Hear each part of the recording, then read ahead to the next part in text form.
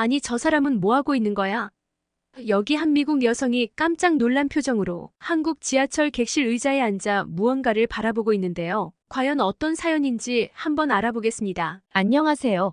저는 미국 뉴욕에 거주하고 있는 리아라고 합니다. 저의 직업은 패션 모델이에요. 저는 세계 곳곳을 돌아다니며 브랜드 옷을 입고 공공장소에서 자연스러운 화보 촬영을 진행하고 있습니다. 저에게 모델이라는 직업은 정말 천직이라는 생각이 들어요. 저는 어릴 때부터 옷에 대해 관심이 많았거든요. 특히 제가 입은 옷을 보고 궁금해하며 갖고 싶어 하는 친구들이 많아 매우 뿌듯했어요. 다양한 옷들을 더욱더 많이 입어보고 싶은데 그런 일을 할 수 있는 직업이 뭐가 있을까 찾아보다가 모델은 자연스럽게 제 꿈이 되었습니다. 저는 제 이력을 차근차근 쌓아나갔고 지금은 한 스트릿 패션 브랜드의 모델로 활동하고 있답니다. 저는 디자이너가 새로운 옷을 만들면 사진작가, 스타일리스트와 한 팀이 되어 그 옷을 가장 돋보이는 촬영을 하려고 해외 곳곳을 방문하는데 이번에는 아시아 쪽을 방문하게 되었어요. 그리고 대표적인 공공장소로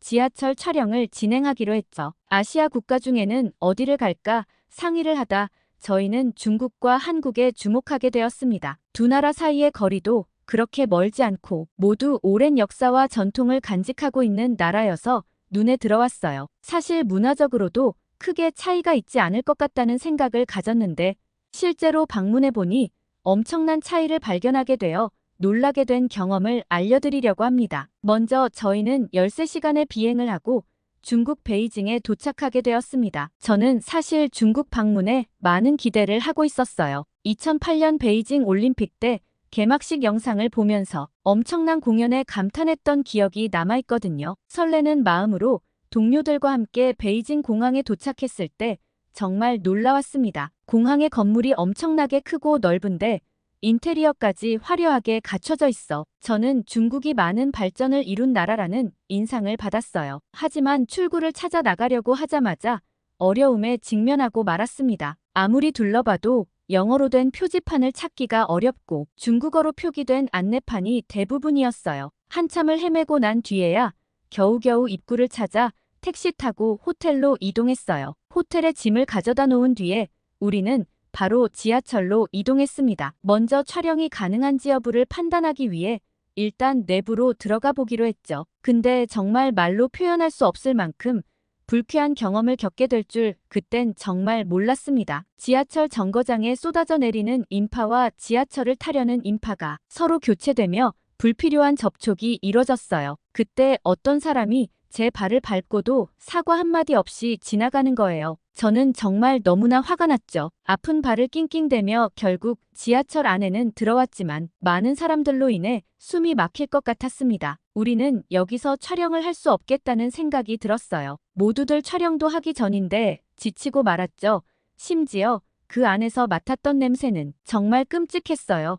코로 숨을 쉬는 거 자체가 고역이었거든요. 지하철 바닥에는 과자 봉지, 휴지와 같은 각종 쓰레기들이 어지럽게 흩어져 있었어요. 그러한 쓰레기들로 인한 악취가 아주 고약했습니다. 게다가 계속해서 새로운 정거장에 멈출 때마다 지하철 안이 이미 만석인데도 사람들이 억지로 밀고 들어와 순간적으로 패닉이 와서 식은땀까지 흘리게 되었습니다. 하지만 불쾌한 접촉은 여기서 끝나지 않았어요. 다음 정거장에서 들어온 한 남성 중국인이 팔뚝으로 제 어깨를 치더라고요. 저는 정말 폭발하고 말았습니다.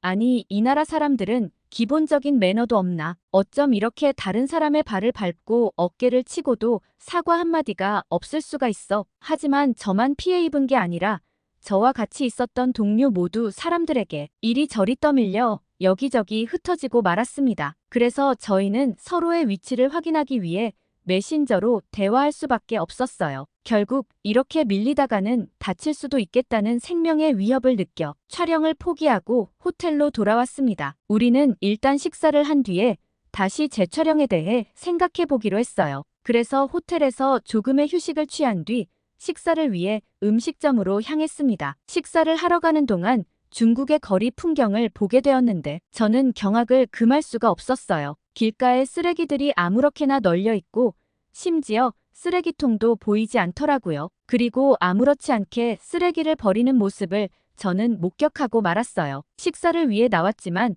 벌써부터 입맛이 사라지는 것 같았습니다. 음식점에 도착해서 고른 메뉴 중 만두는 그나마 먹을 수 있었어요. 만두 안에 고기에서 육즙이 배어져 나와 허기진 배를 채워주었거든요. 하지만 양배추 반찬이 나왔는데 그 음식은 맛이 너무 이상했어요. 무슨 향신료를 쓴 건지 도저히 그 향 때문에 먹지 못하겠더라고요. 그리고 완탕이 나왔는데 밍숭맹숭하고 비릿한 맛에 그 음식도 한 입 먹고는 더 이상 손이 가지 않았습니다. 결국 만두 요리로만 오직 배를 채우기 위해 열심히 먹었던 것 같아요. 하지만 저에게는 정말 불행히도 그날의 사건이 거기서 끝나지가 않았어요. 갑자기 밥을 먹고 나자마자 배가 너무 아프더라고요. 그래서 동료들에게 말하고 급하게 공공화장실을 찾게 되었어요. 지나가는 사람에게 영어로 화장실이 어디냐고 물었는데 영어를 할 수 있는 사람이 없었습니다. 영어로 물어보면 다짜고짜 대뜸 중국말로 얘기하니까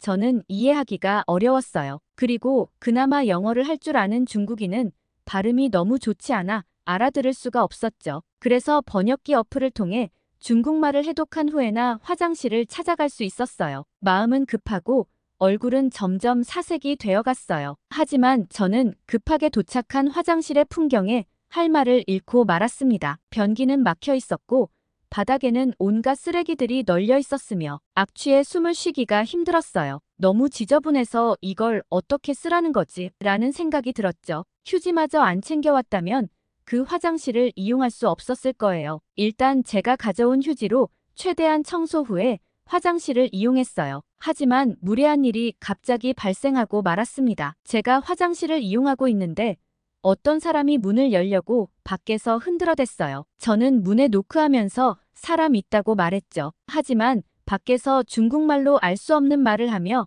계속 문을 흔들어 대더군요. 저는 이러한 태도에 불쾌감을 떠나서 공포감을 느낄 지경이었답니다. 그래서 동료에게 메신저를 통해 얼른 이곳으로 와달라고 부탁했어요. 동료 팀원이 와서 나가보니 마구 문을 흔들어 대던 사람은 떠난 것 같았습니다. 하지만 저는 이미 심리적인 고통을 당해 얼른 이곳을 떠나고 싶다는 생각까지 하게 되었어요. 사람들의 기다릴 줄 모르고 질서가 없는 행동에 크게 실망하고 말았죠. 쓰레기도 버리는 사람만 있지 치우는 사람이 없으니까 계속 쌓여있는 모습이 마치 포기한 느낌이 들었습니다. 게다가 그걸 아무도 신경 쓰지 않는다는 점이 중국의 시민의식을 보여주는 것 같아 처참하다는 생각뿐이었어요. 저희는 다음날 아침 건물이 있는 길거리에서 속히 촬영을 끝내고 조기에 촬영을 종료하기로 했어요. 더는 불쾌함과 괴로움을 버틸 수가 없었습니다. 저는 여태까지 중국이라는 나라의 겉모습만 보고 섣불리 판단했다는 사실을 깨달았어요.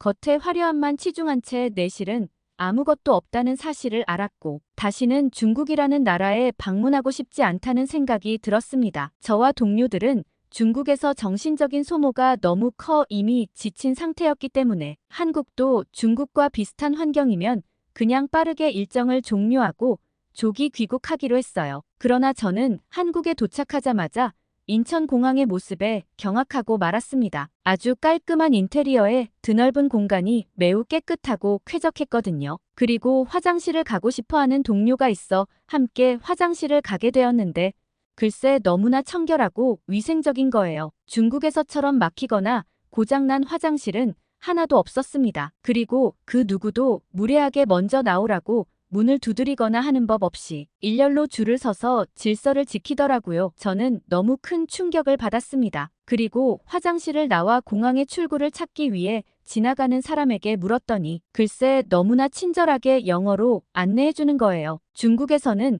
한 번도 받아보지 못했던 친절에 정말 눈물이 날 정도로 감사했습니다. 그래서 여기저기 길을 헤매지 않고 바로 택시를 탈 수 있어 시간 절약이 많이 되었어요. 우리는 가는 동안 한국의 시내를 창밖으로 구경했는데 건물이 굉장히 세련되고 정갈한 느낌을 받았어요. 게다가 차 다니는 도로와 사람 다니는 인도의 구분이 확실해서 더 안전하고 길이 넓어 보였죠.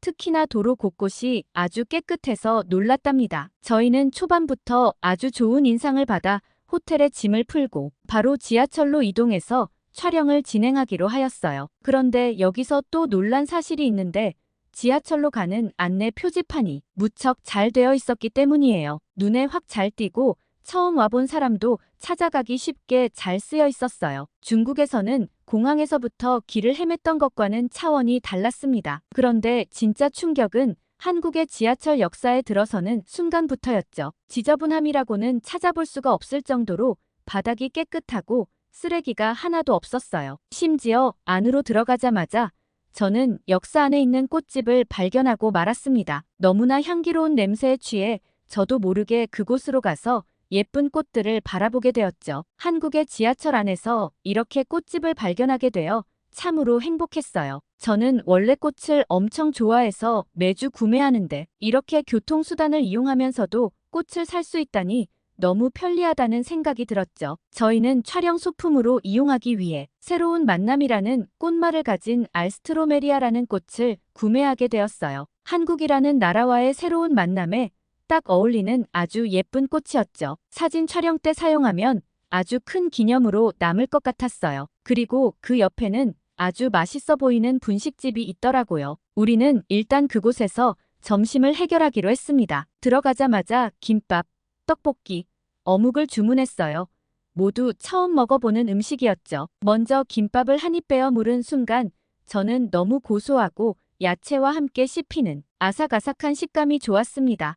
그리고 떡볶이는 떡이 말랑말랑하면서 매콤달콤한 양념이 잘 스며들어 있어 제일 맛있게 먹었어요. 저와 동료들은 너무 맛있어서 대화도 나누지 않고 먹는 거에만 집중하게 되었죠. 그런데 갑자기 주인 아주머니가 오더니 어묵 국물을 추가로 가져다 주는 것 아니겠어요? 저는 깜짝 놀라 이거 안 시켰는데 왜 주는 거냐고 물어봤더니 인자한 표정으로 다 먹은 것 같아서 추가로 주는 거라고 하더군요. 그럼 돈을 지불해야 하냐고 물어봤더니 공짜라고 하셔서 놀랐습니다. 사실 국물을 먹다 보니 부족했는데 너무나 친절하게 가져다 주셔서 아주 만족스럽게 식사를 끝마칠 수 있었어요. 인정 많은 배려에 정말 감사했습니다. 저희는 본격적으로 촬영을 위해 지하철 타는 곳까지 에스컬레이터를 타고 내려갔습니다. 내려가자마자 놀란 것은 스크린 도어가 잘 설치되어 있어 아주 안전해 보였다는 점이에요. 사실 제가 사는 뉴욕에는 스크린 도어가 설치되어 있지 않아